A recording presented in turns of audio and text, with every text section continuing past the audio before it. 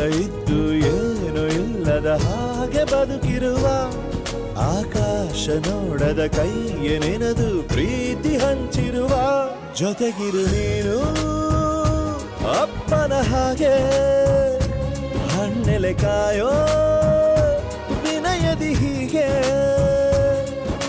ನಿನ್ನನು ಪಡೆದ ನಾವು ಪುನೀತ ಬಾಳು ನಗು ನಗುತ್ತಾ ಬೊಂಬೆ ಹೇಳುತ್ತೈತೆ ಮತ್ತೆ ಹೇಳುತ್ತೈತೆ ನೀನೇ ರಾಜಕುಮಾರ.